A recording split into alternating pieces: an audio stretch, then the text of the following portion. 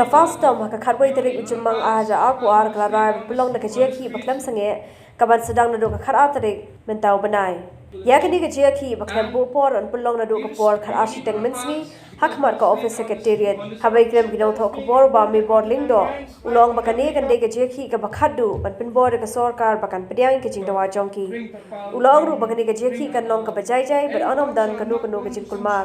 Tomorrow we will again launch another rally, but before we launch the rally, we want to state some facts about how much money does the government have, how much money are we asking.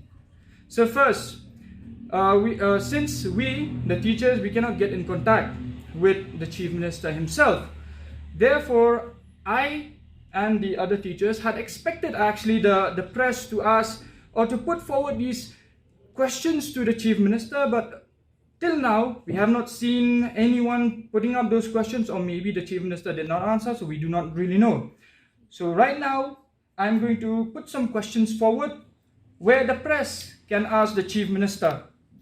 Question number 1. Why was the 5,242.30 crores returned to the central government when the state government is having less amount of money in its pocket or in its treasury? The second question, how much budget is allocated to the tourism department and the sports and youth affairs by the state? As you can see that in the state of Meghalaya, there are a lot of festivals going on every single now and then. And these festivals are in crores, as you know. So, as we all know that there is a budget that is allocated to each and every single department. We have nothing against these festivals, but we just need to know how much money is going to these departments. Then the third question is whether the budget that is allocated to these departments are matching with the funds that they are spending. So whether the budget and the fund, it's tallying or not. That is something that we also want to know. Then the government of Meghalaya has a number of projects that have come in the form of funds and sponsorship. Some of them are: in October 2018, the government of Meghalaya, the government of India, the government of Meghalaya and the World Bank has signed a $120 million project to improve and to modernize the transport sector in Meghalaya. So this is being done by the MITP, the Meghalaya Integrated Transport Project, which will improve about 300 kilometers of strategic road. That is number 1. The second one is in 2018 again, a 40-kilometer National Highway 51 project between Tura and Mizoram has been put forward, and the estimate of this project, the amount of money that comes for this project is 4,000 crore. That is to be shared between Meghalaya and Assam. The MDA government is so adamant is because the NPP is looking for an absolute majority in the 2023 elections. Now, if we take a look at the portfolios that are being held, the education minister is from the UDP. Then the chief minister is from the NPP. The finance is being held by the NPP. Then the education sector is being held by the UDP. Now we can see this is the problem of a coalition government. There is a conflict of interest. We do not know who is playing politics here. Is it the education minister who is playing politics with us? Or is it the chief minister who is playing politics with us?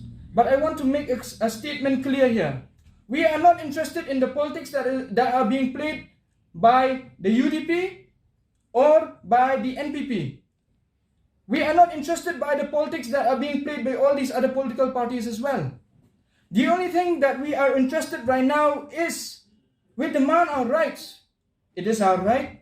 We demand a state where we can live with dignity, with respect, where we will not have to go back to the streets. Yes, this is not the problem that has been started by the MDA government or by the NPP government. But this is a problem that has been there since a very long time. Since Mr. R.C. Lalu was the education minister, since Kong Amparin Lingdo was the education minister, and even before them. But I cannot speak of the ministers before them because I am too young to understand what politics is all about. So I will speak only from the time when Ba R.C. Lalu was there and Kong Amparin was there. Kong Amparin has tried to streamline. She has tried, and we respect that because she is also a teacher. But there is again a conflict of interest because in a very short period of time, Kong Amparin moved away from the education department to the urban sector, to the urban department. Now, if we want to have a proper state where all the things of the teachers, not just of the teachers, but of each and every single citizen that is living in the state of Meghalaya, we need all these political parties to work for the people. We do not have time for all these MLAs, ministers, and representatives to change their clothes every now and then. It is comical now. Some are going to this party, some are going to this party, some are more interested in this party. One representative at this point of time, he's standing from this party, then he moves on to another party.